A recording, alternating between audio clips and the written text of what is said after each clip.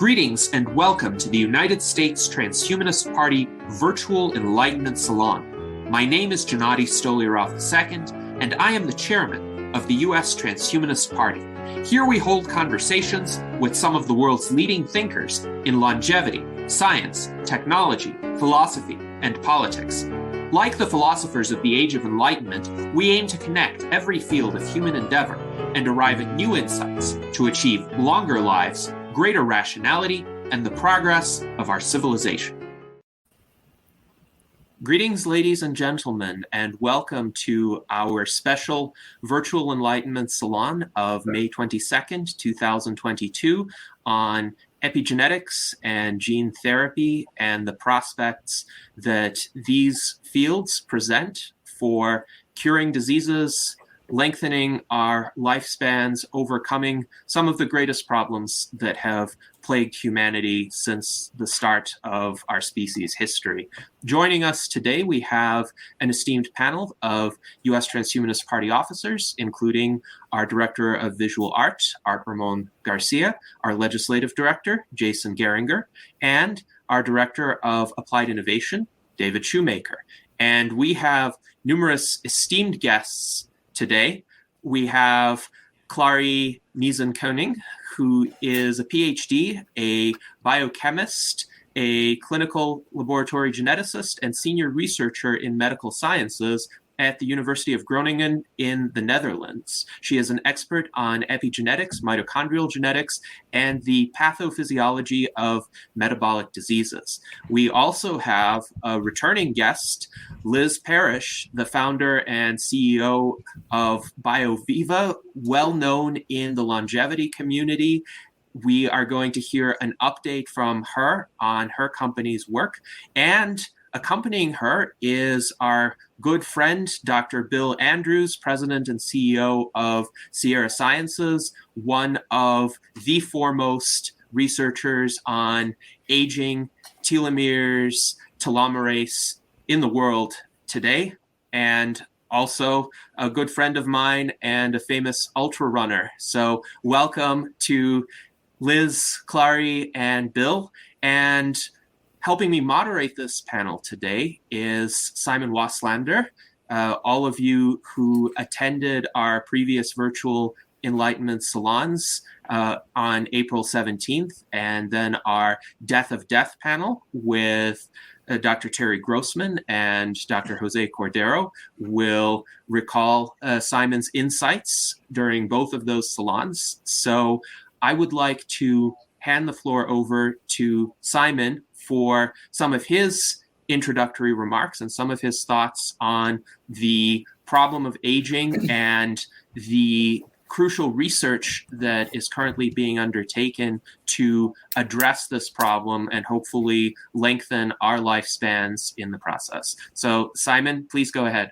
Well, thank you so much, everyone, for being here. And I'm just so very excited for this, to be on this panel as a co-moderator.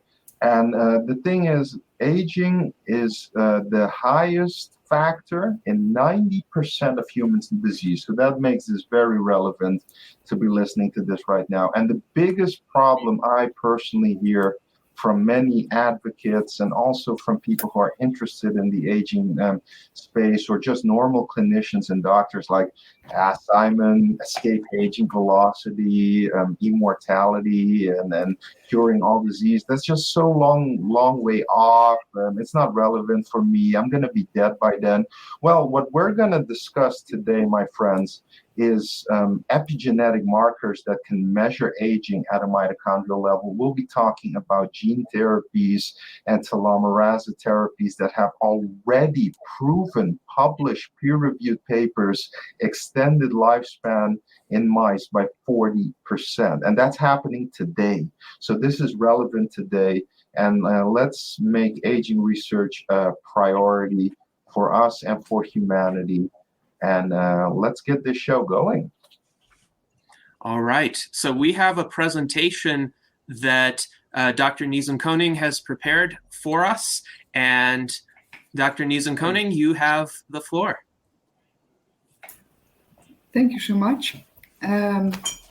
Well, I We just started with this nice slide, mitochondria, oxidants and aging.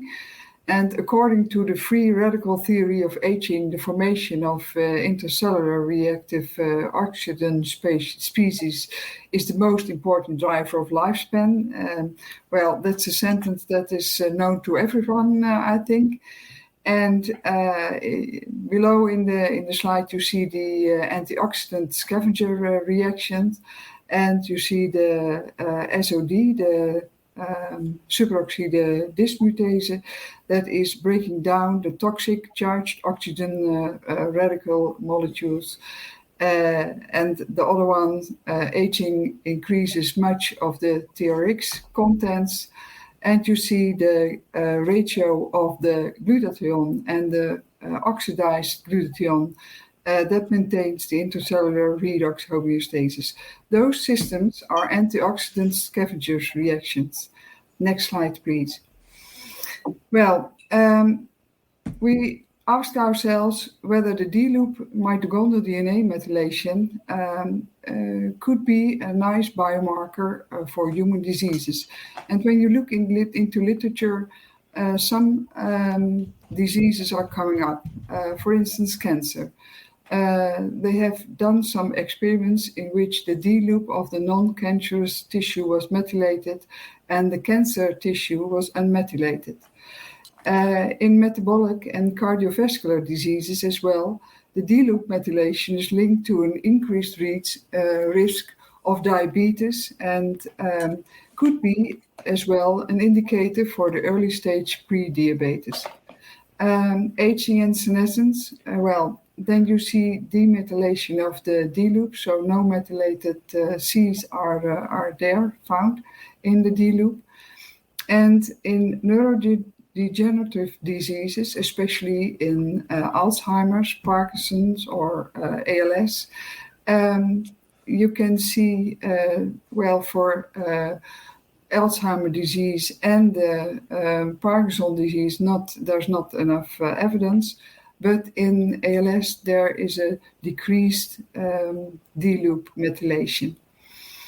And we have also other examples: Down syndrome, non-alcoholic steatosis, major depressive disorders, and ADHD. Next slide.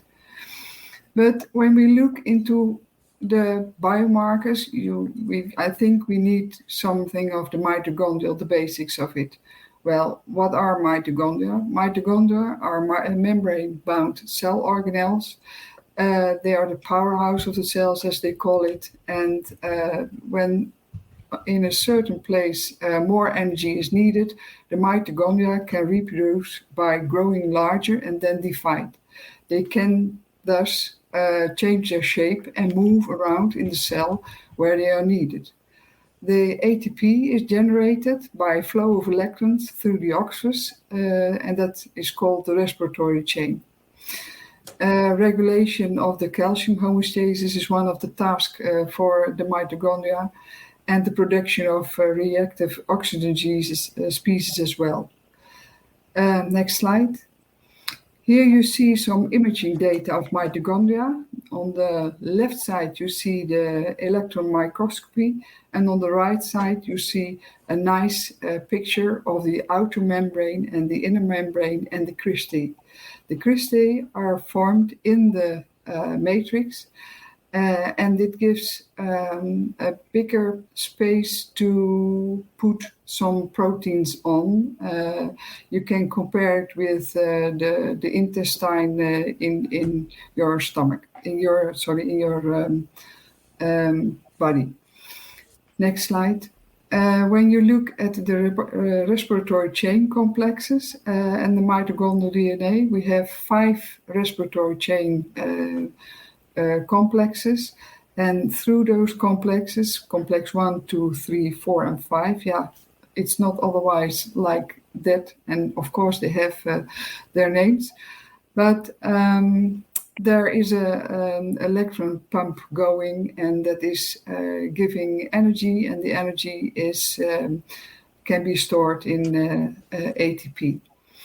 The respiratory chain complexes are encoded. Some are encoded by mitochondrial DNA, and there are about 13 complexes that are encoded by the mitochondrial DNA, and well, I think about more than 40 by the nucleus. Sorry, one slide back, please. When you look at the right picture, you see the circular mitochondrial DNA, and you see a part of the D-loop as well. The D-loop is an area of the mitochondrial genome which consists and is non-coding DNA. Next slide, please. As we all know from literature, the role of methionine and the role of its metabolite is well acknowledged. The beneficial effect of the methionine restriction on lifespan extension and metabolic health is that we have less oxidative stress, induction of autophagy, and less free radical leakage from mitochondria. In the breakdown of methionine, you see its metabolite, and that is S-adenosylmethionine. This is a universal methyl donor, and that's for us at the lab. It's a nice compound to use. The increase of SAM in blood is associated with excess nutrition and accumulation of fat mass, leading to whole body metabolic impairment. Next slide, please. We have used this compound as adenosylmethionine to look whether we could induce the D-loop mitochondrial DNA methylation in human skeletal muscle cells in culture flasks. And we see on increasing concentrations, we see indeed an increased methylation arise throughout the D-loop and the site B. We performed this one with Parrish sequencing and has been described in our recent paper this year. Next slide, please.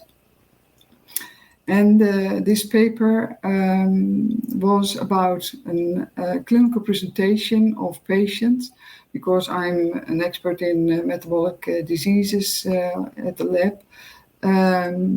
We had some patients with an unexplained clinical presentation, and they present with all the clinical signs and symptoms of myopathy. And we thought, that's strange, because they didn't harbor any mutations of the mitochondrial DNA or in nuclear DNA during their clinical diagnostic workup for the whole genome. And as a standard routine, we also take muscle biopsies from these patients, and all those patients showed decreased ATP generating capacity without any mitochondrial nor nuclear DNA mutation. So that was for us very strange, but also fascinating. Next slide. That brought us to the hypothesis that perhaps another layer of regulation and was the mitochondrial DNA methylation, and that could be a factor leading to an impaired mitochondrial function and a subsequent decline in ATP generation. So next slide. The aim of our study was to investigate whether the observed decrease in that ATP generating capacity in the muscle cells could be explained by change in mitochondrial DNA methylation or other mitochondrial epigenome parameters. Next slide, please. We looked at the site B and mitochondrial DNA methylation via Parrish sequencing, and that was higher in muscle biopsies for myopathy patients compared to healthy controls. You can see it. Yeah, I don't have a pointer to explain, but I think you can see it yourself. We have investigated 14 myopathy patients and 5 healthy controls. Please, next slide. And when you look at the ATP generating capacity versus the methylation levels, it negatively correlates with each other in muscle tissue. Next slide, please. But to take muscle biopsies from patients is very invasive, and therefore we thought, well, perhaps it can be measured in skin fibroblasts as well. So we compared the skin fibroblasts, the cultured skin fibroblasts from 4 of our patients with the muscle tissue, and the mitochondrial DNA methylation was correlated. There was a correlation, and we concluded the skin fibroblasts could be used as a proxy. Next slide, please. Well, a short wrapping up. We saw an increased mitochondrial DNA methylation in human skeletal muscle cells upon increasing concentration of SEM. The increased mitochondrial DNA methylation in muscle biopsies from patients compared to controls was increased. The average mitochondrial DNA methylation levels negatively correlates with the ATP generating capacity in muscle tissues, and the muscle tissue and corresponding skin fibroblasts showed a correlation in mitochondrial DNA methylation and could be used as a proxy. Next slide, please. Well, when you look through literature, and nowadays it's still the same statement that it's mitochondrial DNA methylation. Is this available, yes or no? It's still a matter of debate, but it's also dependent on the method that's used for analysis. And why is that? The mitochondrial DNA is circular and very condensed. You can compare it with a ball of wool. You see it on the right side. It's very tight, and close and condensed. And when you use the bisulfite pyrosequencing, that it can give rise to overestimating mitochondrial DNA methylation, also after BAM-HA restriction treatment, which should stretch the mitochondrial DNA. So because the bisulfite is, next slide. Okay, sorry, backwards one. Well, the bisulfate is protecting the methylated C, and if it can't be saved like that, you give an overestimation of the mitochondrial DNA. Next slide. And how can we overcome that? Well, we used an LCMS, SciX-AP, a triple quad, and we measured mitochondrial DNA methylation like a normal compound. We measured the C and the methylated C in the LCMS. We have described it in our recent paper. And the percentage methylation is calculated using a calibration curve. This method was according Zhao with optimized adaptations. We have looked into it carefully, and we could measure from 0 to 10% of methylation. Next slide, please. Well, here it is, a nice straight line. As a laboratory specialist, I'm very happy when I see an overall linearity from 0 to 10%. And we measured this in an independent mixture with varying amounts of MC and C. And we measured them in separate runs, each in triplicate, and the solid red line indicates the calculate values. Next slide. We measured also the myopathy patients in their cultured skin fibroblast. And we were a little bit disappointed to see that no overall differences in DNA methylation was seen. But we had an explanation for that. In pyrosequencing, we only have a specific part of the mitochondrial DNA investigated, the D loop and the side B. And in this one, we saw total DNA methylation, just not mitochondrial DNA methylation, and not specific the D loop or the side B. Next slide. But for every problem, there is a solution, and we are now in the run to use the mitochondrial DNA methylation profiling using the targeted fragmentation assay. And we isolate the mitochondrial DNA, we cut it in pieces, get it to some magnetic beads, and then the magnetic beads are taken out of the solution, is hydrolyzed, and then we can measure it via the mass spectrometer as well. So then we have the same, we hope that we can achieve the same results as we have seen earlier with the pyrosequencing. Next slide. To conclude with this presentation, we think that mitochondrial DNA methylation can be used as a next generation biomarker. Of course, it's a matter of debate whether it is there or it's not there, because there are not always conclusive results. And the overestimation of the percentage of methylation is dependent on the method of analysis.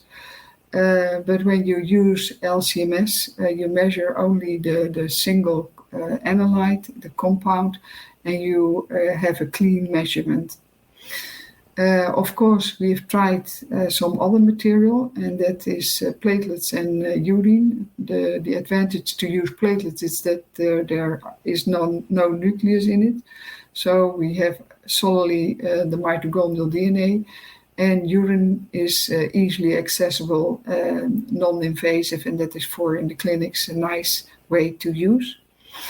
And perhaps we can use mitochondrial DNA methylation as a next generation biomarker for possible therapies. Next slide. This is our recent paper. It's 5 years work. I'm laughing a little bit because 5 years, it was very quickly done, I think. And if you like to have the entire literature list, then it is available on my upon request, of course. And you can mail me in this at this mail address niezen9@gmail.com. Next slide.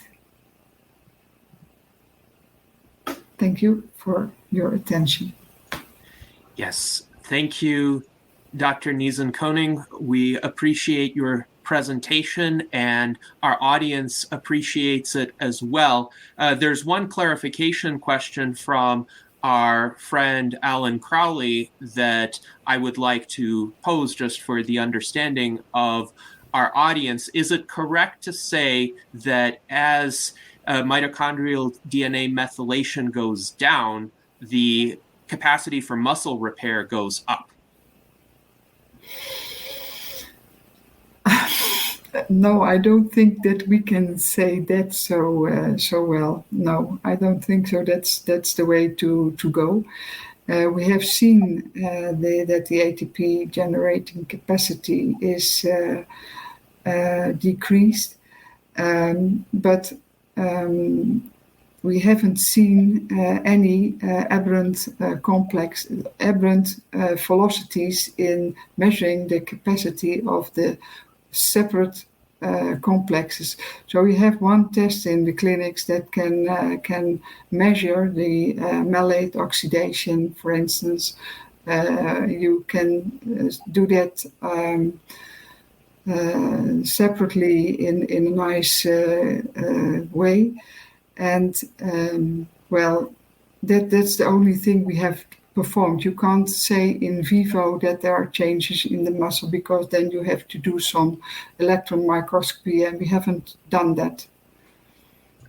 All right, thank you, Dr. Niezen-Koning. And we have linked to the paper that you cited here, the mitochondrial epigenome, an unexplored avenue to explain unexplained myopathies. So anyone who wants to access this paper can do so via this link. And now I would like to turn the floor over to Liz Parrish. Can I ask a question? Do we get a chance for Q&A? Do we get a Q&A on her? Yes, we do. So, Bill, go ahead. I didn't see an opportunity. I don't see how to say I want a question, but you had mentioned that the bisulfite treatment gave an overestimate of the number of methylations in mitochondria DNA. Why is that? Well, when you the bisulfate, I have a figure in. Showed it how like the mitochondria DNA is like a ball of yarn. So is genomic DNA in many senses. But I've never heard, if that's the reason, I would think that would underestimate the number of methylations, not overestimate. If that was the reason, the steric hindrance from the ball of yarn causing the bisulfate to be unable to get to the methylated cytosines to turn them into uracil. But what is the reason why you say that there's an overestimate of you measure the cytosine. They are not. I have a picture of it, so I want to show it, but I can't find it at this moment. Is it within your slide deck, or no? It's an other slide deck I have. Sorry. Okay. So I think we can arrange for this whenever you're ready. I thought there was an easy answer. Okay. Well, if you can find the picture, let us know, and we can elevate it later on during this salon. For now, let's go to Liz Parrish for her presentation, and we can return to the exchange between Bill Andrews and Dr. Niezen-Koning. So, Liz, feel free to go ahead. Okay, great. I'm probably going to back up these slides nearly to the beginning because we might as well do that. Thank you for having me. It's wonderful to be in such esteemed presence. So again, thanks. So my company is BioViva, and we're more of a translational engine. We obviously do science, and we're going to talk about that. The company was started in 2015 as a response to my son's diagnosis of type 1 diabetes in 2013. I had been basically volunteering in the regenerative medicine stem cell space for a couple of years, and had heard of all this fantastic research that had been done. And when my son was diagnosed in 2013, I realized that, almost none of it actually translated to humans. It was all pretty much stuck in animal models, underfunded. And in 2014, I got lucky enough to meet Dr. Andrews, Bill Andrews, who's on the call here. And he's been an advisor to me ever since, and intrinsically involved in everything that I've done since the inception of this company. But let's get started because the most interesting thing is, what does this mean for you? So, basically, we want to take you where you want to go. We believe that the biggest limit to civilization evolving into something more, something better, solving bigger problems and going to bigger spaces, maybe outer space, is time. We are definitely limited by aging-related diseases. And as we proceed forward, how this relates to childhood disease, something that was my first initial drive to cure is that all of the genes that we look at can treat a childhood disease. And by treating the biggest medical unmet need, which is aging-associated non-communicable diseases, we can expedite those cures. And we can also, by scale, make things more affordable. So we target what's aging you. We look at the hallmarks of aging. There was a great paper that came out in 2013, just in time for me to get started. And it talked about, several things that are happening at the cellular level that give us some targets. Like, if you're going to treat aging, how are you going to do it? Like what is your initial target? I mean, Bill Andrews is spot on when he says, we should be able to know if we treated aging by looking at a person, but how do we get there, and how do we target these hallmarks? One of the biggest ones, I think, of the hallmarks of aging is telomere attrition, only in the sense that by lengthening telomeres, we seem to hit many of the hallmarks of aging. And most importantly, it's associated with lifespan. So we want health span, and I'm going to show you in this presentation how it affects health span. It definitely does. But if you want to break that bottleneck of lifespan, it just is a therapy that you're going to have to be able to do to make longer, healthier lives. And we need time. There's no sense in studying for 60 some years to just then get dementia and lose, your ability to function. So I call this Bill's gene. Well, this is actually Bill's enzyme. This is telomerase. He has done so much work behind understanding this gene and how its enzyme works on lengthening the caps of the chromosomes. It affects mitochondria health. I think we'll show that in a paper that we produced that has recently been published. It helps with genomic stability. Then in that case, it could actually protect people against getting cancer in the future. It reduces cellular senescence, keeps those cells, healthier, and maybe going through apoptosis rather than becoming, some old zombie cell.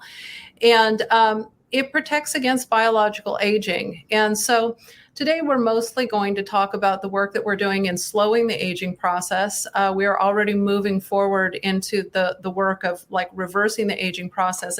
And this gene will be very important in that. So the second gene we're looking at is something called klotho. Klotho is a geroprotector.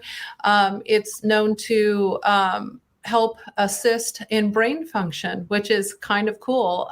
When mice were injected with klotho, within an hour, they performed better on tests. Patients who, upon death, very unfortunate timing, who have been autopsied, who are upregulators of klotho and had lots of beta amyloid plaques, basically like the symptoms of Alzheimer's disease, but still had really good cognitive functions, again, are upregulators of this protein. It's seen in people who are protected against things like cardiovascular disease and chronic kidney disease. And our interest in this gene is kind of the reason that we, for the time being, have dropped the interest in FGF21. Just in case somebody notices that that's not on our right now list. So follistatin is another gene. It is essentially a myostatin inhibitor. So myostatin is something that limits muscle growth, which is really great when you're young. You don't want to put all this energy in beefing up into all muscle, especially if resources are scarce. That's something that in the United States we don't have that problem right now, but there are still places in the world that do. And the problem with myostatin is that as we age, we get something called sarcopenia, frailty. We lose muscle mass over time, and we want to stop that. We don't want people to fall down, break their hip, lose their muscle mass. So this is a really interesting gene. We're going to talk more about this later in the presentation. We were initially interested in it for reducing frailty in an aging population, but there are a number of other things that it helps with metabolic disorder, and we'll talk about that in a moment. And then the last gene candidate that we're looking at closely right now, just within this slide deck, not all of the genes that we're looking at, is called PGC1 alpha. And this is really interesting because it kind of speaks to the first half of this presentation. It's known to upregulate mitochondrial biogenesis. So more mitochondria, healthier mitochondria, and if the mitochondria are super dysfunctional, just essentially starting to force that cell into apoptosis. And so, again, this is a gene that's associated with exercise. You upregulate it when you exercise, but a lot of work is still being done on this gene. But it's actually quite exciting. It may protect against things like liver damage. And all 4 of these genes extended the lifespan of model organisms. So that's why they become candidates for us. Because when you extend health span with lifespan, that's really important. And our job is to get these to humans because that's what everybody wants. We need therapeutics for humans, not so much for mice. So we've been around for a while. We've been around since 2015. We started with AAV, which is a gene therapy delivery method. It's adeno-associated virus. It's a little fantastic beast. It has low immunogenicity, so it lacks the problems that they initially had with gene therapy. When it integrates, it is non-mutagenesis, or non-mutagenic. It doesn't cause cancer in humans. It has some problems. It has a limited payload size, but that was okay. That was a great place for us to start. We have 2 peer-reviewed papers around AAV. And we'll get into that real quick because I know we want to get to the newest paper. So aging-associated disorders, we actually got our first leg of the patent in this space. This is my data. This was the gene therapy I took in 2015 to start the company. Basically a cry out to the world that we are moving too slow. Millions and millions of people have died since I took that gene therapy, and vastly the world tried to treat it as a spectacle rather as something that was very serious, and that's a big failing because that leads to the death of millions of people. So this was essentially me calling out and saying we're moving way too slow. I will step up. I will take this gene therapy. And here's what we saw. We saw increase in muscle mass and decrease in intramuscular fat. I have had MRIs since the beginning until just recently because, we actually look at everything. We've had full body MRIs where we look for any mass or abnormality. There has not been any negative consequences to this therapy, but pharmacogenetics says that, somebody could have a problem. Probably most of the people wouldn't. Most people would benefit from this type of a therapy, especially in aging population. I had better metabolic health. Average telomere increased by 0.35 kb per year. This is probably a general good place to start in combinatorial gene therapies, and this is where we started. Better things are to come, and we can talk about that later. Then we went to dementia. We worked with a company that's offshore medical tourism. They wanted to do gene therapies. We wanted to assess data. We can't treat people, so we said, please let us assess your data. And these were 5 patients who took, again, AAV, adeno-associated virus gene therapy, and they took both telomerase reverse transcriptase and clotho. We saw improved cognitive scores. That was something that was pretty really amazing, actually. And we saw an increase in their shortest telomeres, which we didn't expect to see with such a small dose of telomerase reverse transcriptase gene therapy.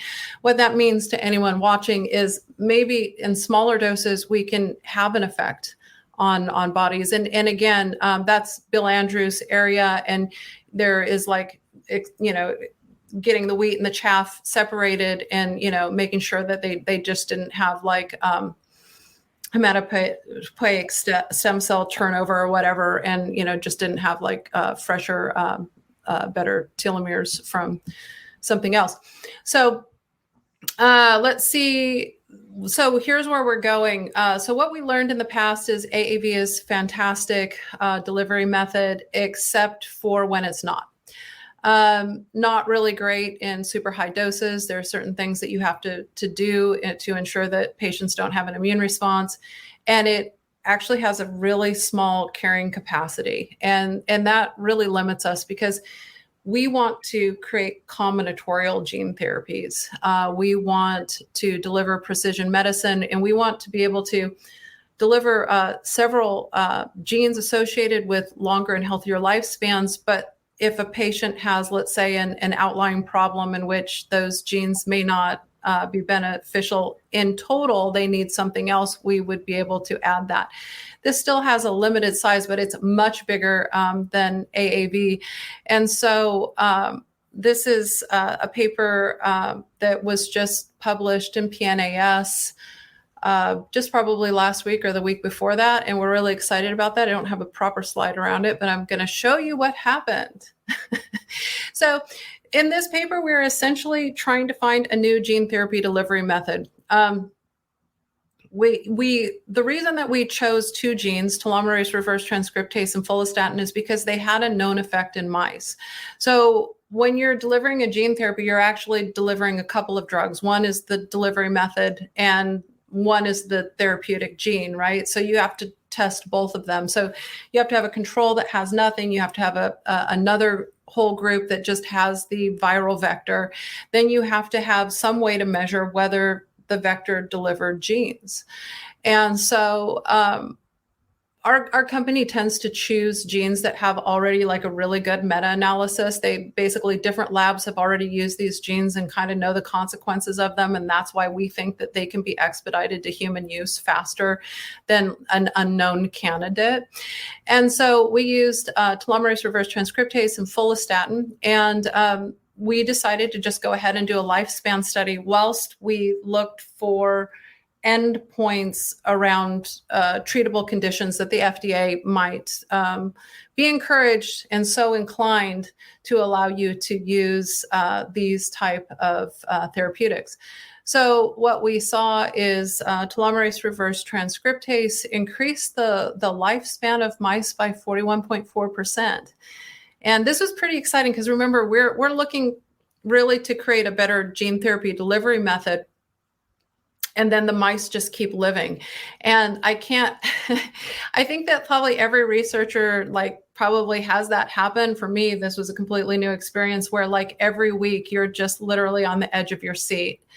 And this was one of those moments. And the follistatin mice lived 32.5% longer, which also was fantastic. And none of the mice treated with TERT or follistatin died within the range of the untreated controls, or the treated mice that only had the vector, the cytomegalovirus by itself. So that was really cool. So they were all outside of that range. So the TERT mice maintain their body mass longer. We'll look at a graph on that. And the follistatin mice increased their body mass. They were big girls, and they were pretty active on the bottom of the cage. The glucose tolerance was better in both. I just have to tell you, telomerase reverse transcriptase performed better in every single test than follistatin, but follistatin really held up pretty darn well. The glycated hemoglobin, again, best in the TERT mice, but closely followed by follistatin, which basically tells us they're probably both really good candidates for metabolic disorder. And task performance, the TERT mice were just faster at everything. The follistatin mice were heavier. They were super active on the bottom of the cage, not so much excited about jumping and stuff like that as the TERT mice were. So when this ties into the first presentation, mitochondrial health This was, we really wanted to look at this. We wanted to see what was happening with the mitochondria of the mice who were treated compared to young mice. And in both cases, these mice performed better. Of course, telomerase reverse transcriptase was outperformed follistatin in mitochondrial health. And here what you're seeing on the right to the two right far corners is the TERT and the follistatin mice.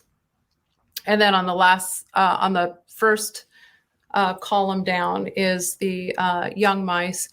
And they have a very similar mitochondrial appearance in cristae. And you can further look at the graphs on the right for the performance of these mitochondria. This really points to better mitochondrial health. We were really excited about this. You can definitely look at this in the paper. On your screen, this is probably too small to understand most of it, but please go to PNAS and look at our paper.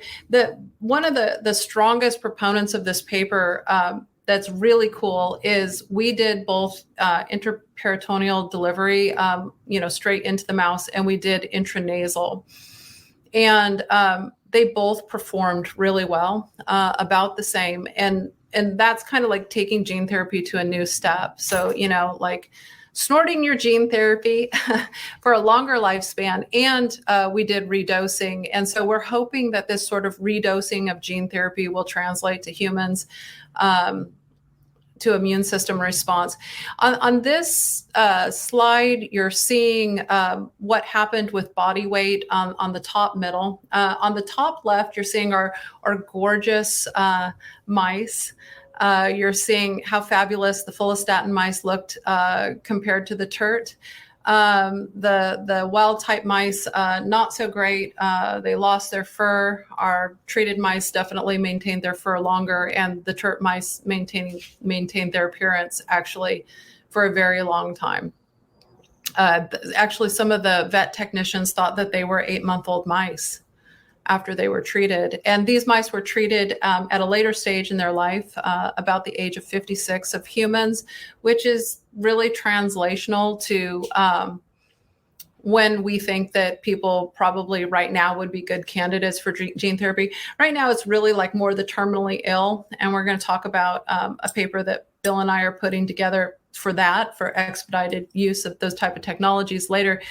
But for all intensive purposes, these will be moved back to younger and younger ages, and probably in the future, people much younger than 56 to 60 years old would take gene therapies to not accumulate the damage and of the aging response in the future. So, I think they'll be used more like immunizations.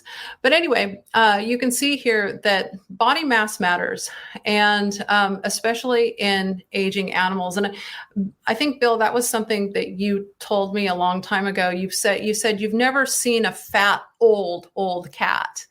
And that's the case in most animal models. They get thin, they get frail, and they get pretty emaciated as aging happens. And so maintaining body mass is important. And that is what we saw.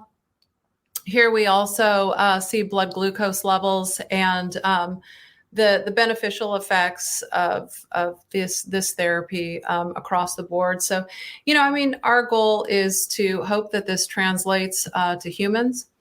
And create, longer, healthier lived humans. Here, really quick, we're going to look at telomeres.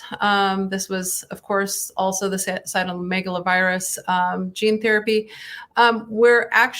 So there's a couple of different things going on here. C and D are essentially all of the mice in the study, a comparison. So the telomerase reverse transcriptase mice have longer telomeres. The box in E that you see on the bottom right, this is when we compared them to young mice. So this is, you can see that the telomeres of the treated mice are shorter than the really young mice. but they're still longer than the follistatin mice and the controls. So that's pretty cool. That was a lot of fun to see. And then, when people are watching, like if you want to know the molecular mechanisms, what's happening, what we know, what we don't really know, especially in the space of telomerase, please ask Bill Andrews. All of the mechanisms that sits with our scientists. That's not something that I should be speaking on. What I really am speaking on is the translation of these technologies to humans and how they might affect humans in a positive way. And what really matters to the consumer and adding value to human health. And I really like this slide because I feel like it kind of, it's the best summary that we could come up with to understand that. So on the top, you see mice, and this is mouse lifespan. And on the bottom, you see humans. And so the top is in months because humans don't live as long. Mice don't live as long as humans, right? So that's why you do studies in mice, and the humans are on the bottom. And so if our mice, let's say that their survival curve of the wild type mice laid in just under 80 years old, about when most humans die these days. People are living longer, but this is kind of like an average lifespan. It's actually gone down since COVID in the United States. But okay, let's just say that this is an average lifespan. You can see with follistatin, we're getting you past 100. So just this one gene therapy, if it translated directly from mice to humans, we're looking at a longer and healthier lifespan. These mice were healthier and more functional, and that's really what's important to us, right? We don't want to live, old and sick for a long time. And the TERT, the telomerase reverse transcriptase mice, if that was translated to humans, that's over 110 years. And so, this is really exciting. And then finally, so what we're doing now, if anyone's interested, you're probably just like, okay, give me a drug. Well, it takes a little bit of time. So we're working on human cell data now. We're working with a nonprofit to raise money for BioViva to redo the dementia study with more patients and a higher dose in a way that will be IRB approved, in which we hope that the US FDA recognizes it for an RMAT position, accelerated use for humans. We're applying for grants in the area of space. Actually, the CMV gene therapy for mice right now is being used at a university. Can't talk about it too much yet, to test against radiation exposure. So that's pretty exciting. Might help people go farther into space in the future. We're expanding into the combination therapies with the human cell data. So now, it really is the time to ramp up and start to bring together and see if we can get like an exponential super wave of benefit with multiple genes. Our company will be going into a Series A, hopefully later this summer, to start position ourselves for clinical trials. And of course, everybody's asking, are you interested in partial cell programming? Of course we are. We are interested in treating aging, and so you'll see some data come out around that in the next year or two. It takes a while. We always like to offer something free to the world at large. We're really huge education engine along with our research and development. And so if you're interested in gene therapies around some disease that you might be suffering with, or you're a researcher and you want to use a database to study a specific disease or a specific gene, go to bioviva-codekeeper.com. We are open sourcing the cure, we call it. We are trying to make it so gene therapy is easy to search. You can find out what's happening out there, and you can better understand the bottlenecks. For instance, a lot of this technology sits in murine models, meaning mouse models, because it really doesn't have the funding to go anywhere else. And so just because you see something in the news doesn't mean that those researchers were able to bring it to clinical trials. And it's often not for lack of good data, because usually if something makes a paper, it's because it had good data. We really have to start publishing bad data too, so that we can know what not to do. But anyway, these papers are vastly, all of the gene therapy papers that are out that, show, positive effects in one place or another. And so, I really encourage people to get out there and start funding this technology, especially if a disease runs in your family. Go find out what's happening. And if you don't find the paper, submit the paper, and we'll have a PhD student parse through it and make sure that it's uploaded properly. So that's essentially what it looks like. You would go, you search, you get to look at papers, and you get to submit papers. And we're hoping that this expedites the use, development, and the funding around gene therapies of a variety of biotechnology companies that can really be game changers for the future.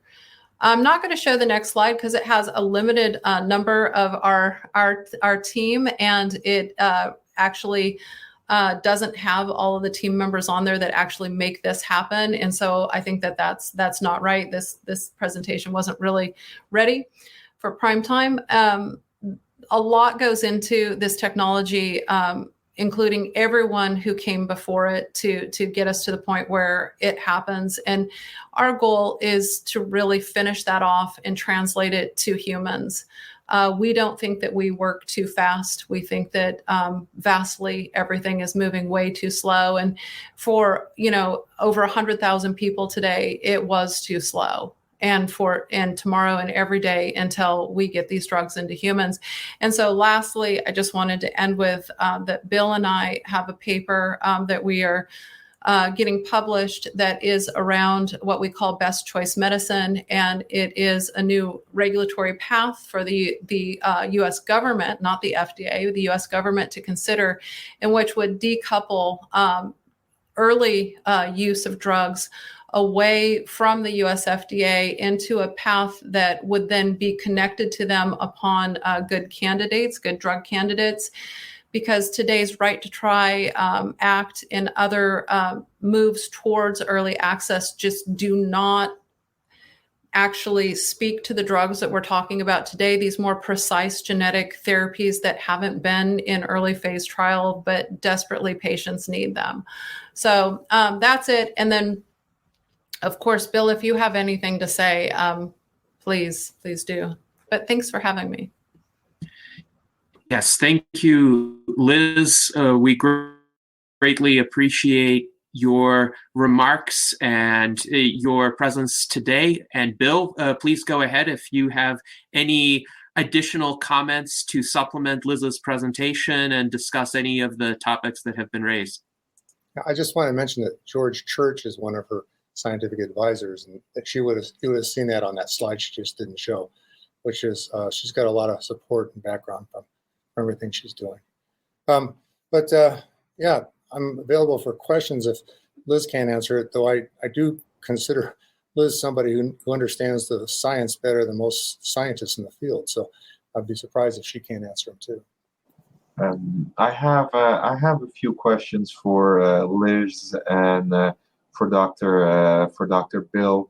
So there was a recent study on glycine and N-acetylcysteine. They were not general antioxidants, but just precursors. And what I'm hinting at, so you have the gene therapy going on, the telomerase, maybe the alpha-klodo. Are there certain precursors that can be added that will enhance the effect of the gene therapy even further? And the second question is, the longest lived mice species ever on the planet are the Ames dwarf mice, who have problems with growth hormone not problems, but altered growth hormone signaling, and that's why they're small, but they live exceptionally long. So are you guys looking at growth hormone type, so altering the growth hormone, exactly, not activating growth hormone, but really trying to inhibit growth hormone receptor signaling to extend lifespan, as that has been the longest lived mice we've ever seen. Can you answer, what was the first question? Gosh, yeah. Also, the first question is, since we were talking about things like telomerase and follistatin. So there's two types of telomere shortening. One is just a simple result of when a cell divides and makes a new DNA. The new DNA is made shorter. There's no such thing as degradation or unraveling or anything like that, but terms people often use. Telomere shortening is mostly caused by just the cell's inability to make telomeres longer. But there is something called accelerated telomere shortening, which is caused by free radicals, inflammation. Well, inflammation is more actually due to making cells divide faster, and so telomeres get short faster. But the free radicals and other harmful agents can cause accelerated telomere shortening. And like something like N-acetylcysteine, which becomes glutathione when it gets inside the cell, actually will help decrease the rate of accelerated telomere shortening. But in humans, we already have 10 times the level of antioxidants that mice do. So it's not going to play as big a role as it does in mice. But there are a lot of products available right now where anything that contains an antioxidant or anti-inflammatory is now being hyped as something that will help keep your telomeres long, because it decreases the rate of accelerated telomere shortening. I wasn't meaning that precise. I was meaning the precursors to telomeres themselves. So you have some nasal telomere gene therapy. So what are the precursors to lengthening the telomeres? That was where I was aiming at. Can you tell me what you mean by precursors to telomeres? So what are telomeres? So they're just the DNA base. Is there any way that the telomere gene therapy can be made even more powerful by just adding certain things besides like radical things, but certain supplements? Are you talking about substrates when you say precursors, like substrates, nucleotides? I just never heard that anybody use the term precursor of a telomere. But yeah, in order for telomerase to work, it does require, and it does benefit from a lot of the proteins that do bind the telomeres opening up, like TRF1, TRF2, a whole bunch of telomere binding proteins. But telomerase, when you overexpress it, seems to work so well in lengthening telomeres. If you can get telomerase into the cells, it lengthens the telomeres quite effectively if you put enough telomerase into the cells. And so I don't know if there's any advantage to actually figuring out a way to actually increase it longer, unless you have a telomerase inducer that's really weak. And in the case of Liz's study, her telomerase isn't really weak. So they get longer. Why get them longer faster? I don't know. But there are studies where people are looking at inhibitors of some of the telomere binding proteins to try to open it up so telomerase has more access. But they're mostly looking at mouse cells that already have telomerase produced in all their cells. And so that offers them a benefit. But since human cells have no telomerase, except for our primordial germ cells, it's not going to really benefit humans at all until somebody starts producing telomerase inside of a cell. Thank you so much.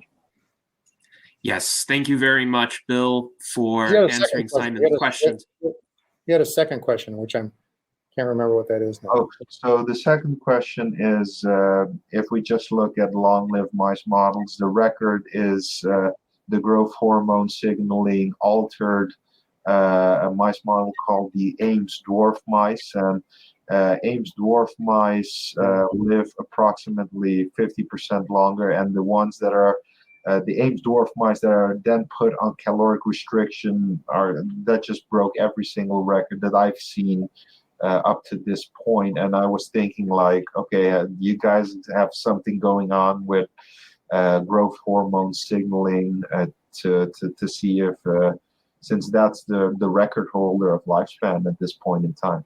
Thank you. Bill, I mean, we did look at those studies. Like, many years ago, and those are knockout, like from birth, right? So, I mean, like, so human development, like most of us are beyond that, and I'm not right now, like in dwarfed humans, I don't think that we see longer lifespans, but I'd rather have Bill answer that. We're definitely not looking at that at this point, because, like, you know, most of the population is beyond development. We don't really get into embryonic editing or, you know, pre-development type therapies at this point. So, I mean, like when I think of something like that, like still there's, you know, regenerative capacities to human growth hormones. So, like, you know, maybe what is done in the past in certain studies really isn't like a model for future humans. But I'm like totally guessing, because that's not my area. But Bill, do you have any answer to that? Oh yeah, well, I'm one of the inventors of HGH. I do know a lot about HGH. Back in the late 70s, early 80s, I was very involved in the Genentech and stuff when we were developing HGH. But it's going to be more effective in mice than humans. Probably the best study underway right now to look at HGH in humans is being done by Greg Fay, and looking at the thymus regrowth when he's applying HGH along with some other things, metformin and what's the other one? Something I can't remember. Quercetin, or I can't remember what it is, but DHEA. So DHEA, metformin, and HGH are having a very good effect on rejuvenating the thymus in humans. But I don't know. So the Ames dwarf mouse, I mean, that would be worth looking at. But and so would the naked mole rat, who is also a very, very long-living, unengineered animal. But the problem is that, and most people don't know this, is that when you take mouse cells and put telomerase into it at a very high level and lengthen telomeres, it has no effect on delaying senescence at all. Okay, so it's really unclear as to how telomerase and telomeres are playing a role in mouse aging. Clearly, with Maria Blasco's studies and now Liz Parrish's studies, telomerase does increase the lifespan of mice and health span of mice somehow. I don't know if it's the moonlighting activity that some people think that telomerase has, which I'm sure it does have moonlighting activity, or somehow the treatment is inducing like naive immune cells to suddenly start dividing because their immune system is reacting against the treatment, and that's just providing more cells that have longer telomeres. So, but it's really hard to say what's going on, especially comparing mouse to humans. We find everything we do, especially when it comes to telomere biology, just doesn't seem to behave the same when we compare mice to humans. Okay, thank you so much. Thank you for the elucidation of the topics. Yes, thank you, Bill, and thank you to Simon as well. And Simon, I believe we have the picture that Dr. Niezen-Koning wanted to show in response to Bill's earlier questions. So let's take a look at that. And Dr. Niezen-Koning, if you would like to explain this diagram, please go ahead. Yeah, thank you. I think this diagram is familiar with a lot of people. The biosulfate sequencing relies on the conversion of every single unmethylated cytosine residue to uracil. And then if the conversion is incomplete, the subsequent analysis via PCR amplification will incorrectly will be incorrect, and then you get an overestimation of the cytosines. Is it? Why does it? Well, why wouldn't it? So Is there something preventing the bisulfite from turning the cytosines into uracils, or actually overdoing it? Or it'd be underestimated. So it'd be interfering with bisulfate to turn cytosines into uracil, therefore giving an overestimate. But why? Yeah. We do those things all the time here on genomic DNA. But genomic DNA is more loose, and mitochondrial DNA is more condensed, as I said in my talk. And that's why we think, and people have written it down in literature as well, that due to the condensedness of the mitochondrial DNA, the bisulfite can't can't convert the unmethylated cytosines. And that's why they are not, then they are not converted, and there's an overestimation of cytosine. And that's only with mitochondrial DNA. It's not with genomic DNA, because that's quite a different case, and that is, sorry to say, but it's more straightforward. Well, they're both condensed inside the cell. Are you saying that the mitochondria DNA is really condensed when you extract it from the mitochondria? Yeah, when you isolate it from mitochondria, it's very condensed. Yeah, it's like wool. I'm just thinking of our gel electrophoresis when we run supercoiled DNAs, even mitochondria DNA. We don't see it being any more condensed than like a regular bacteria plasmid. If that's the explanation, I'd like to learn more about that, because. Okay, well, we can have a talk afterwards, perhaps, when or via mail or something like that, if you like. That's good.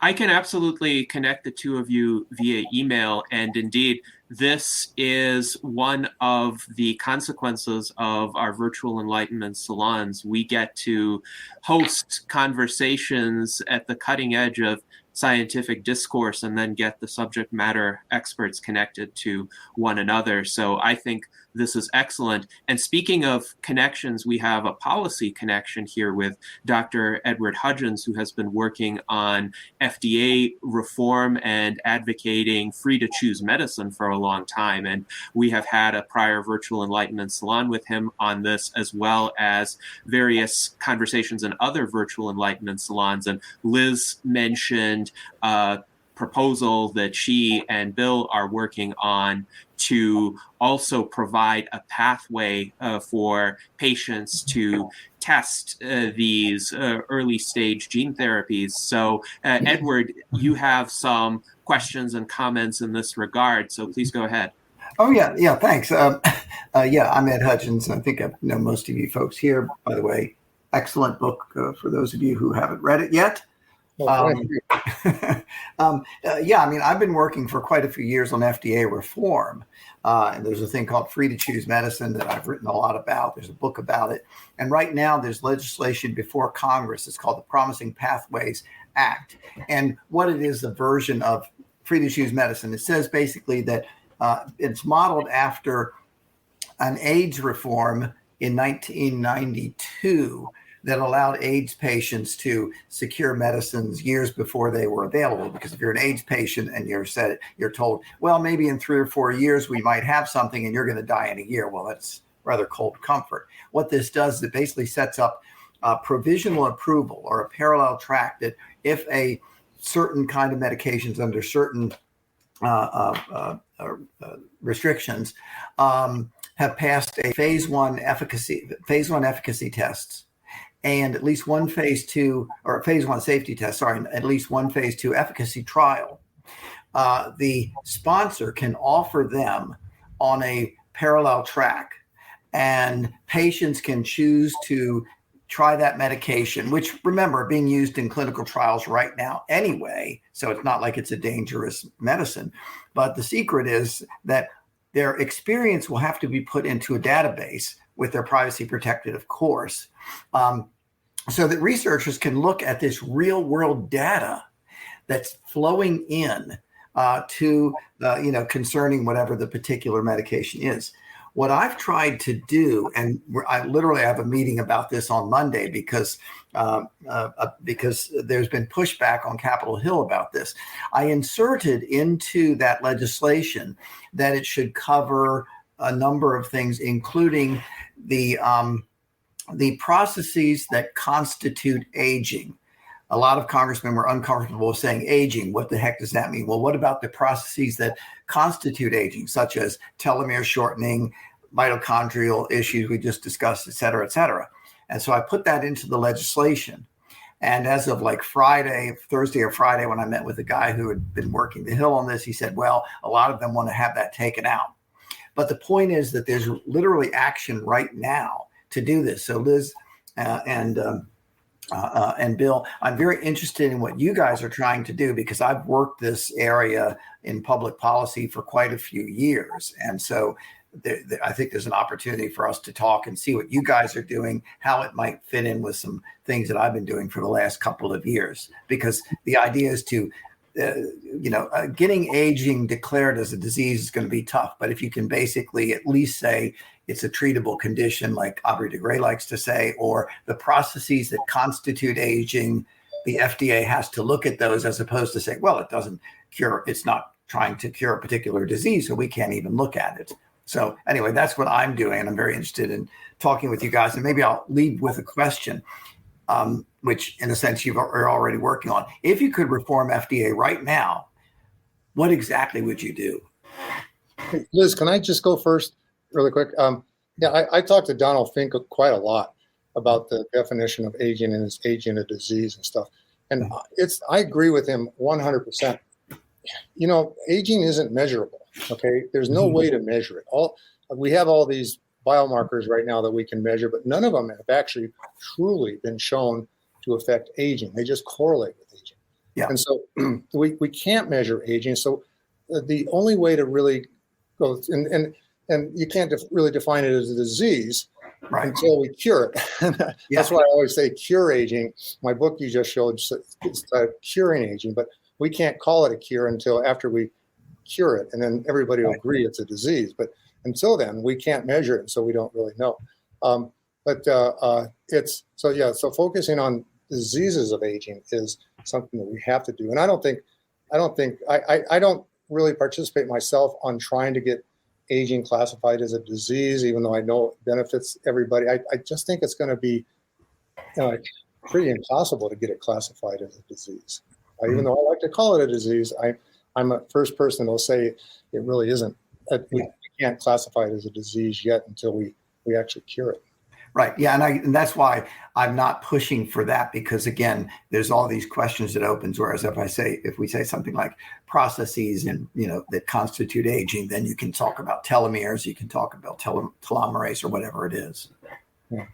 Liz, do you want to go ahead? Yeah, sure. I think, that is kind of interesting for me, because, I definitely consider aging a disease. I think that it needs to be accounted for as such. As Bill said, when something is definitively treatable, then I imagine those classifications would change.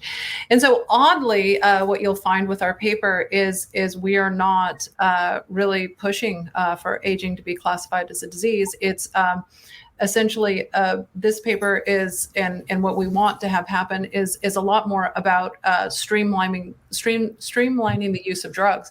And so, for instance, with right to try legislation, if something is in phase 1, or especially if it's in phase 2, people can get access to it, but companies don't necessarily need to report on the effects of the drug when they use it outside of a clinical trial.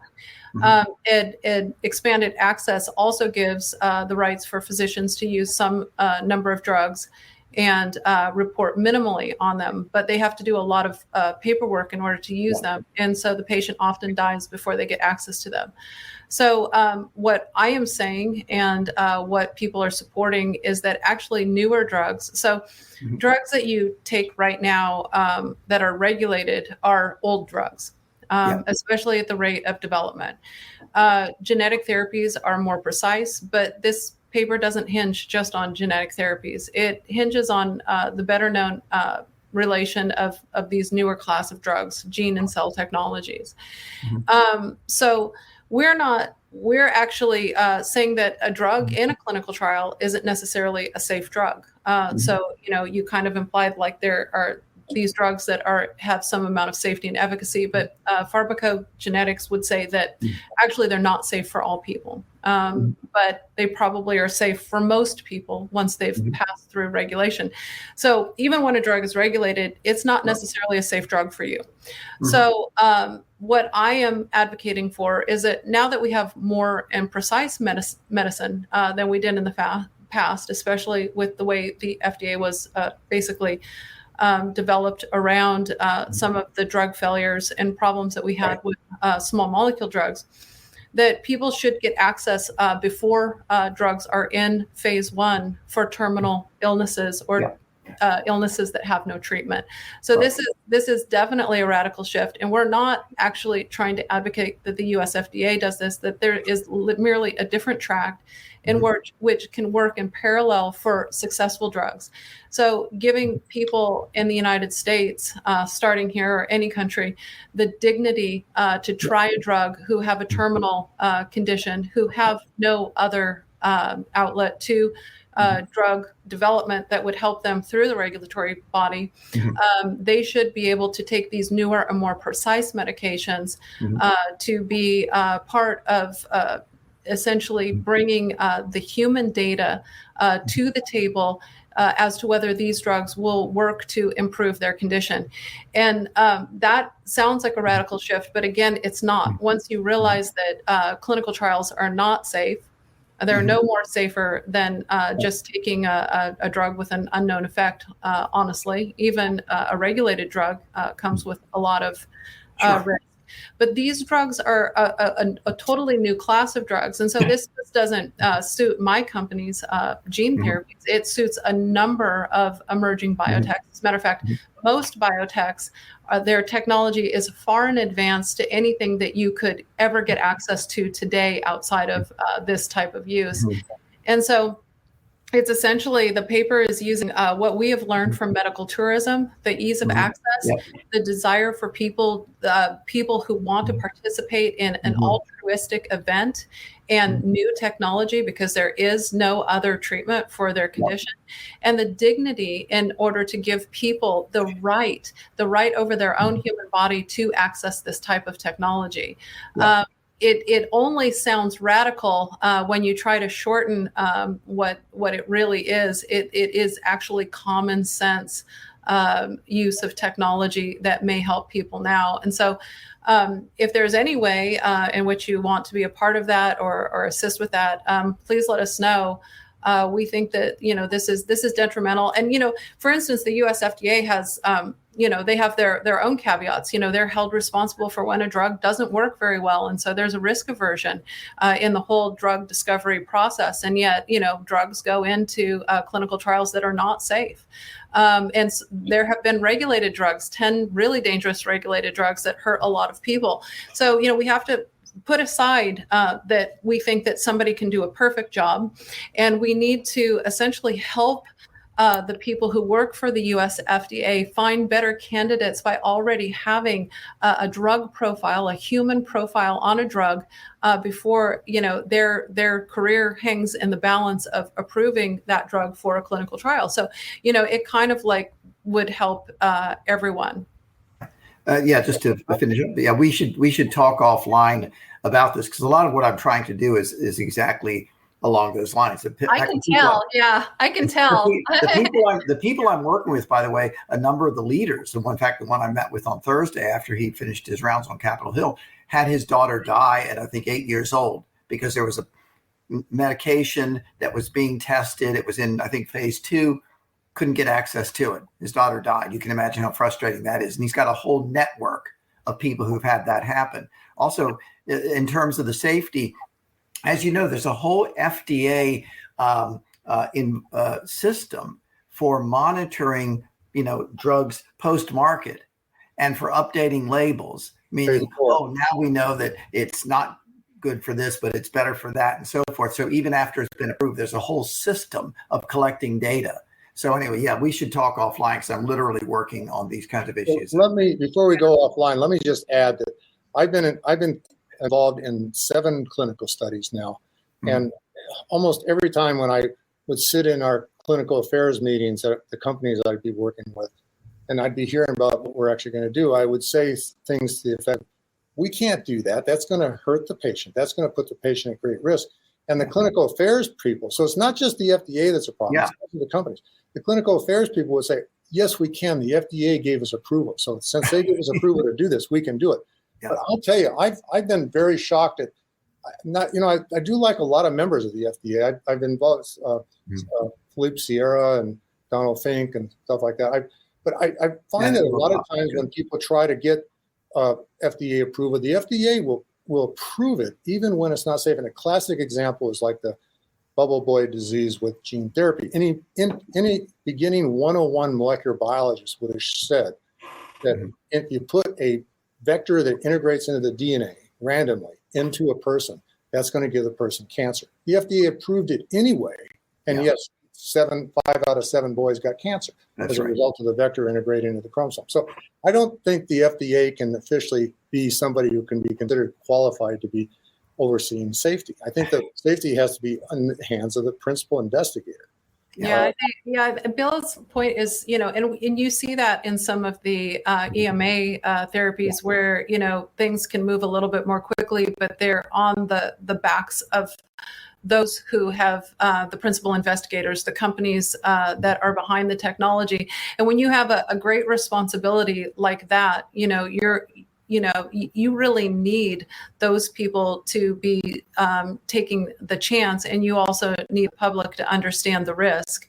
So I think that, what Bill's saying, and that's why he was so vital to the paper, is that, when you don't hand a responsibility to somebody who doesn't know, and you hand it down to the people who are actually in the trenches using it, developing it, then things are done at a far different level, in which indemnifies those folks who don't want to be part of that, and puts the responsibility, a heavy responsibility, but a vital responsibility, on the developers of a drug.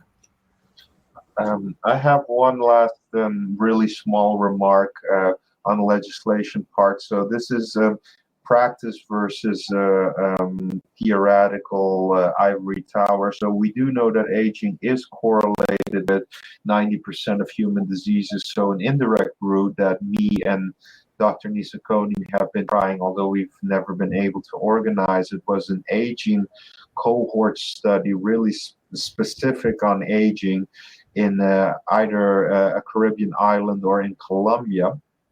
We haven't got that from the ground yet. So basically, there are many things you can do. You can show like anti-aging therapy, such as a gene therapy, or be it next generation drugs or combination therapies, or things like fasting reduce your odds for diabetes, heart disease, strokes. And as a side, so you're really showing, okay, we can reduce diabetes and heart attacks and cancer, or one of those. And as a side effect, you also reduce aging. And if you can show, hey, I'm reducing disease, and as a side effect, these people have longer health span, in practice, that works quite beautifully as well. Although an anti-aging, really population level, I'm talking here about a few thousand people cohort study on anti-aging hasn't been done yet. Although they're trying in Singapore with some technology there, but we were trying to organize something in Colombia and in the Caribbean island on Aruba, really large scale, but it hasn't gotten off the ground yet. Yeah, I think that when you're looking at human lifespan, the problem is humans are so long lived, and so. Even though I believe that aging is a disease, I believe that it will be treated as a disease, hopefully in the near future. We still have to look at endpoints that could allude to that a human would live longer. And so we would choose, the symptoms of aging as a disease, which is, less complex than the whole. So we would pick a part, and we would pick, like you're saying, something like metabolic disorder, or type 2 diabetes, sarcopenia, pulmonary fibrosis, something in that space. And then we would try to prove that we could affect that, rather than trying to get a larger cohort and then having all the rest of the population die. But obviously, the point is to get a drug approved so that people could then maybe use it off-label for other conditions as well. So you're trying to find a low-hanging fruit and trying to find funding to actually target one of these low-hanging fruits in order to get through and do that. So I commend you. I don't think that we can wait for most people in a study that would be relatively healthy to be treated with regenerative medicine to then go on to live substantially longer than other people. I mean, we kind of already are doing that, but it's not helping the biggest stakeholders in this process, which is the 100,000 people who will die today. And aging associated non-communicable diseases are the biggest killers now on the planet. Non-communicable diseases are responsible for 74% of the deaths globally, and the 4 top killers are aging associated in the non-communicable space. So yeah, this is, we're all going in the right direction, and it's going to take many heads and many people working in the right direction and supporting each other. And, like how I always like to end a conversation is, make sure that you're being part of the solution for everyone. Don't be a longevity troll. Don't go, oh, these people shouldn't be researching that. You'll never hear me saying that, because we need everyone in, all hands on deck. Support each other, make it positive, find out how you can work together or not, share your research. We've done an extraordinary job for an actual company to actually, share research instead of keeping it to ourselves, trying to open that code in the gene therapy space and, continue to do that in the area that you're working in.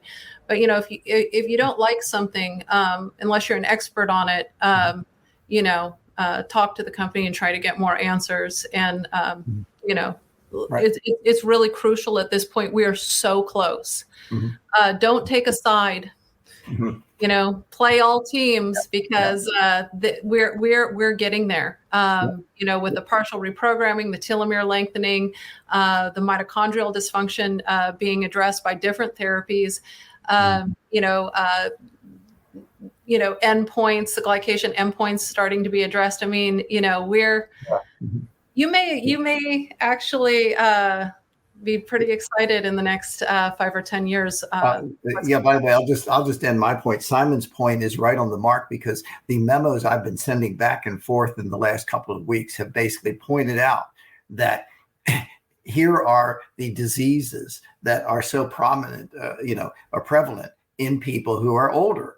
And so if you want to talk about, heading off that whole list, then these kinds of therapies, and if you don't want to call it anti-aging, well, these are ways to head off before you get cancer, Alzheimer's, and all these other things. I'm using exactly the argument that Simon put forward there.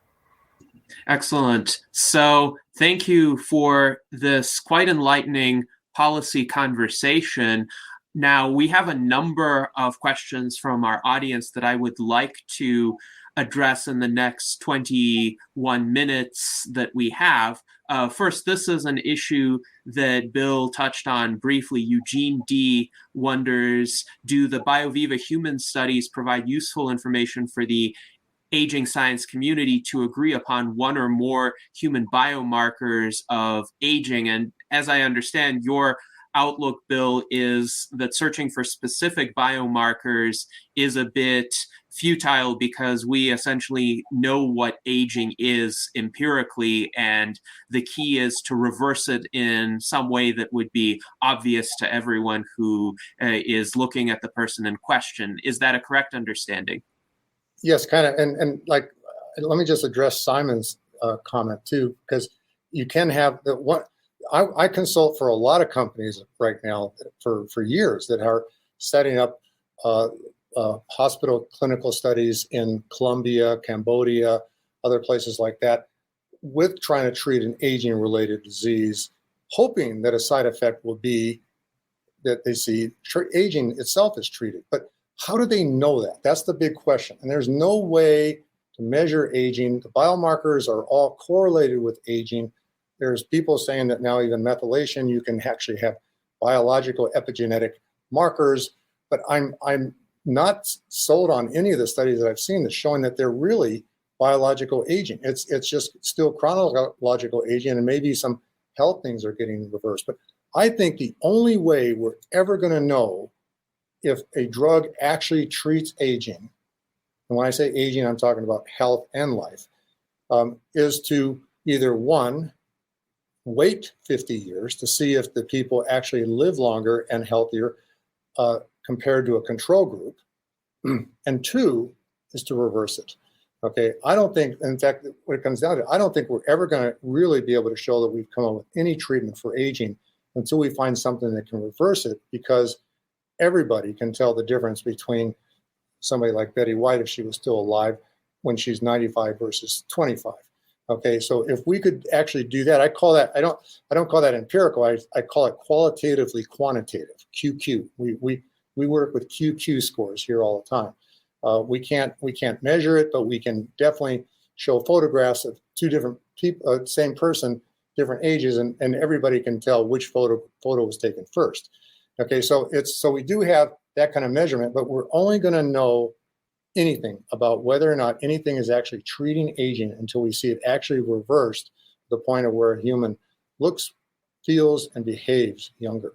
And so the terms of the biomarkers, I would say, the BioViva study was really, really good, and they used several biomarkers to measure it, but I don't think any of them I don't think the study can say that any of the biomarkers were really any better than anything else in terms of measuring aging. I can tell you this much, even though people always say telomeres are my favorite, I can tell you telomeres are the hardest things to measure there is, and most people cannot do it correctly.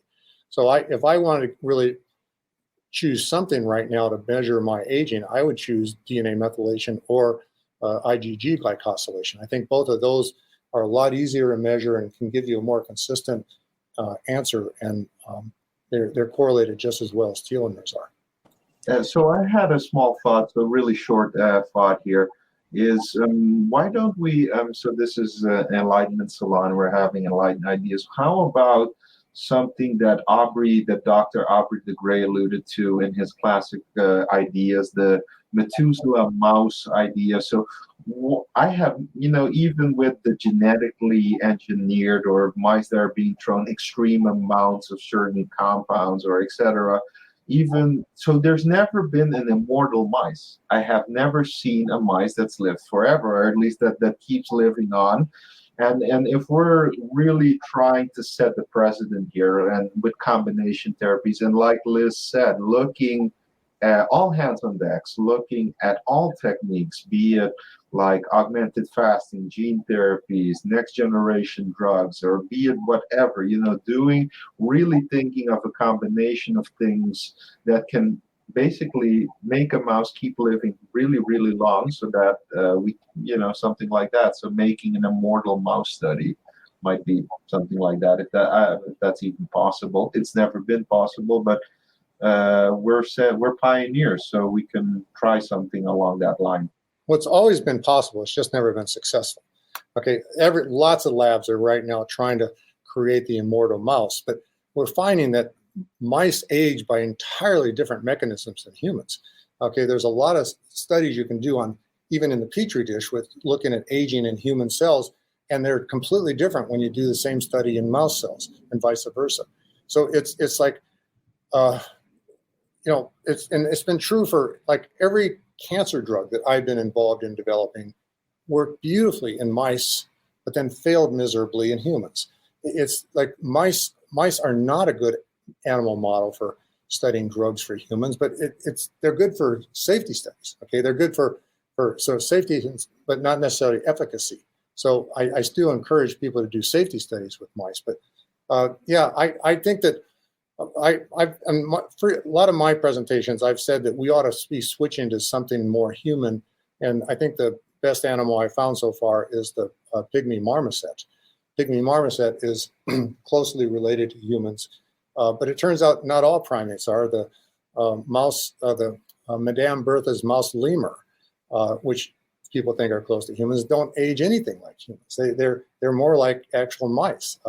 Mice seems to age by oxidative stress and mitochondrial dysfunction, but they have a whole bunch of things programmed in them to end their lives early. And from an evolutionary perspective, there's a great advantage to survival of the species by eliminating the old.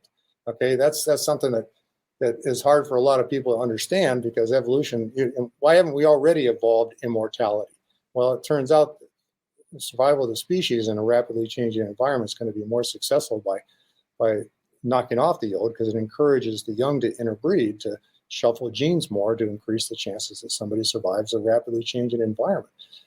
So it's like mice are totally different than humans. It's mice evolved an aging process that has nothing to do with like some of the things like telomere biology. Their aging has nothing really to do with telomere biology. It's all oxidative stress and mitochondrial dysfunction there. So creating the immortal mouse is something a lot of people are working on. There's even been big prizes offered to anybody that could do it, and the prizes have been awarded. I remember Woody Wright. I actually presented the prize to him, I want to say 20 years ago, at a conference where there was a prize given for somebody who's done the most work to make the immortal mouse. And Dr. Woodrow Rice won the award that year. So it's been around for a while. So it's not a new idea. Mm-hmm.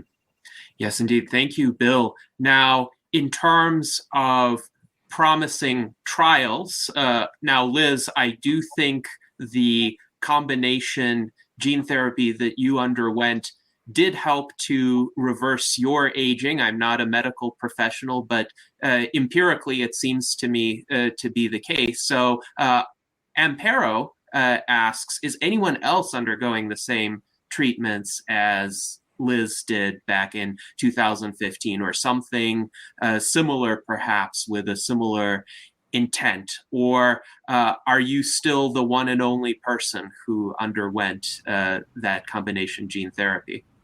Ooh, that's a really good question. And like Bill said, when we measure different biomarkers or things that are not considered yet biomarkers of aging, like telomere length and DNA methylation and things like that, we want to track that data because we believe that the accumulation of all of that data together is what's going to make a difference. For instance, maybe just lengthening telomeres doesn't make an immortal mouse.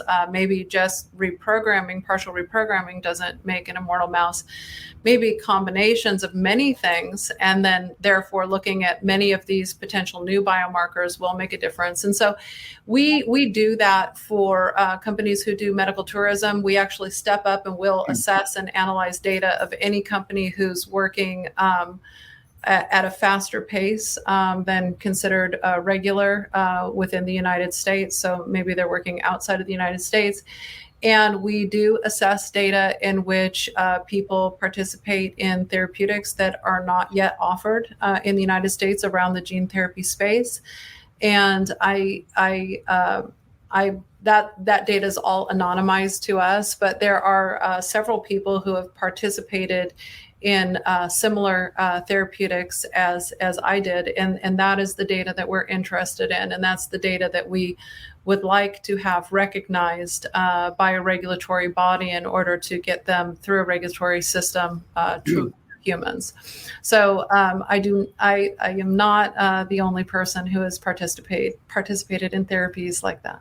Didn't you Excellent. already publish some of that data, or did I just hear you speak about it? Didn't you already publish some of the human data from other patients? Yeah, so the telomerase reverse transcriptase in the Clotho, that was the dementia study.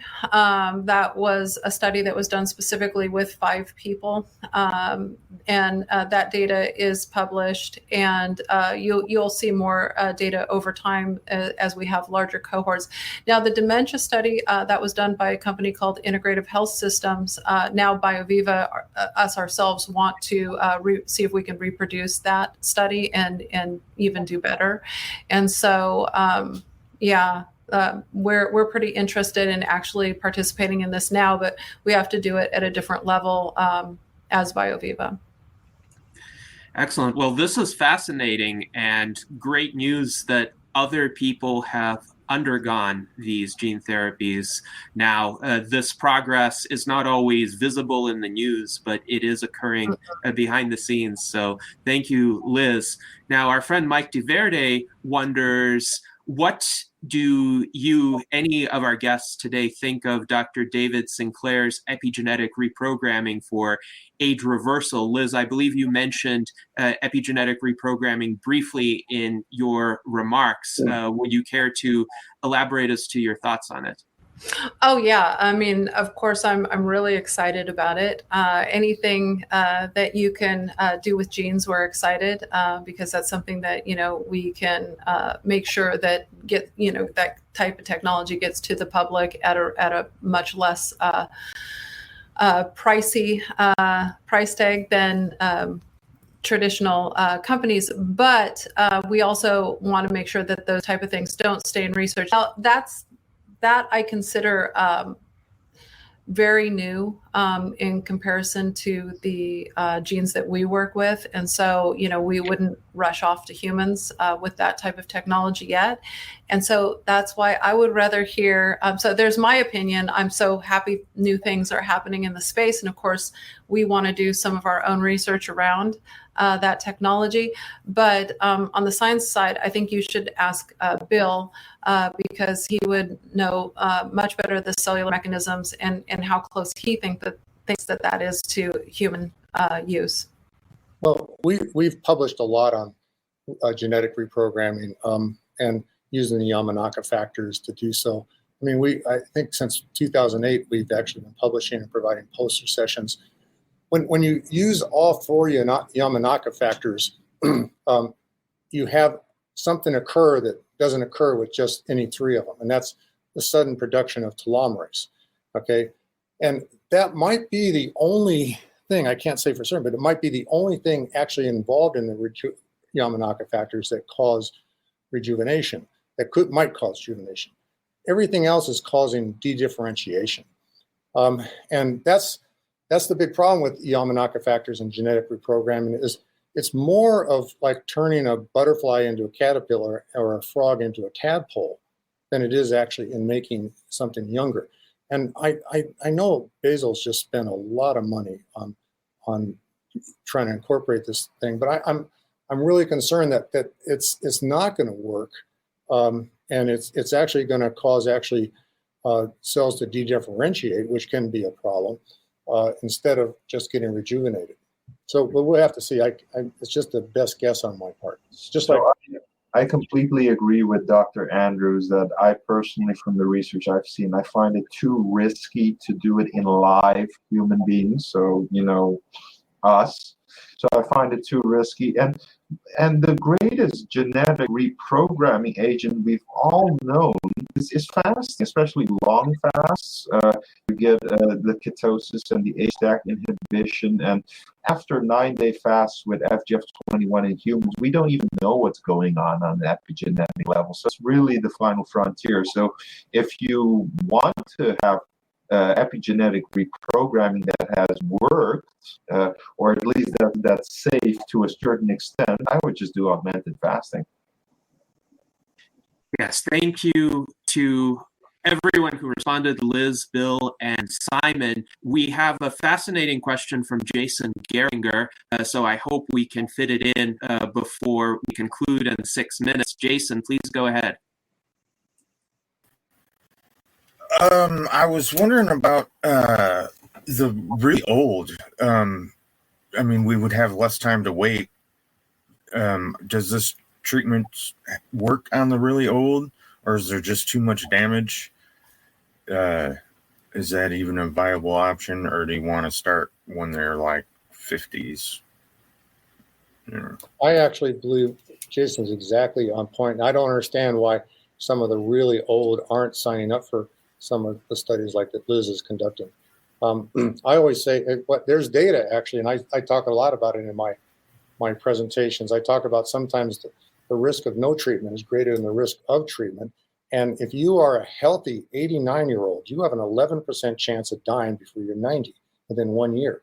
So being 89 is high risk, and they should be getting the treatments. And I think that's going to allow us to be able to measure if we've extended their lifespan and health span a lot faster. The problem is having enough negative controls, okay? And plus, you might actually have to go ahead and use identical twins to really get meaningful data. And the identical twins have to have been raised 100% alike during their entire life. And so those studies become very convoluted, I guess is the right word, because no matter what results you get, somebody's going to find some reason to say, well, it wasn't properly controlled. But yeah, I'm dying to see some of the, like I've got 95-year-old people calling me all the time that want to get treated, but they just never get around to actually saying, okay, here's the money to do it. And I just don't understand it. If I was 95 years old, I'd be the first one in line to get treated by Liz Parrish. I think there's a chance, but I can't guarantee it. I just think there's a chance that one of the future modifications of the procedure is going to actually, that Liz is doing, is going to actually turn a 95-year-old into a 25-year-old. I think that's a chance of that. I'm not saying I expect it, but I wouldn't be surprised if that happens. I think there's opportunities. That'd be Maybe awesome I require to all see. 3 or 4 of her genes, but otherwise, wait, we're running out of time. Go ahead, sorry. Yes. That would be So I awesome. would love to get an alpha clodo gene therapy from Liz. So I'll be the first one in line for that one if it's going to humans. So let me know about that. It is right now. Yeah, thanks. Yeah, I actually tried alpha clotho in 2020, and I look forward to doing more. But I'm not saying that you should do it. I'm saying that you should have the right to do it if you need to, and certainly terminally ill and very old people should have the ability to participate in these therapies if they are so inclined, or if they have someone who has power of attorney that is so inclined to help them get access to those technologies. Would it work in a very old person? They have a lot of damage. It's probably, I mean, it's like a guess. It's probably a lower likelihood that you would have a positive impact, maybe, but it has to be done. And I don't think that there is an honest to God, true scientist out there that makes speculations. So, you know, the people that I work with are people who are asking the question, but they're not answering it with their ego. We have to answer it with human data. Yes, thank you very much. And I would like to acknowledge several of our very generous viewers, including Celeste Castaldo, who says, thank you for the great discussion today. She also points out an achievement of gene therapy in California, stem cell therapy and genetic medicine, where bubble baby disease has been cured. So that is quite fascinating. We also have a comment from our friend Alan Crowley, who writes, fascinating discussion today, even better than usual science and policy. And he says, if you need a test subject, I'm available. Keep up the good work. And we've had several others make comments along similar lines. Our friends Mike DeVerde, Edward Hudgens, and Simon just now. So it looks like there is ample interest in these emerging treatments, and I'm sure among others in our audience as well. We have 1 minute. David Shoemaker, would you like to make some brief closing remarks? And I'll give the same option to Art Ramon as well. Yeah, I'll be characteristically very brief and just say this has been a fascinating discussion today, and I've been most interested to take notes and look for different areas to do different research. So thanks for our guests that came today. All right. Thank you, David, as well. And Art Ramon, would you like to say anything? Yes. Have there been any studies that compare the difference between the mitochondria in a female ova, like right before menopause, and the rest of her mitochondria to see what the differences are in that mitochondria damage, and the ova, which starts off the newborn having, fresh mitochondria? So any studies like that? I think this is a good question for Dr. Niezen-Koning. Are you aware of anything along these lines? And just a moment. I think it would be good. Yes. I was muted.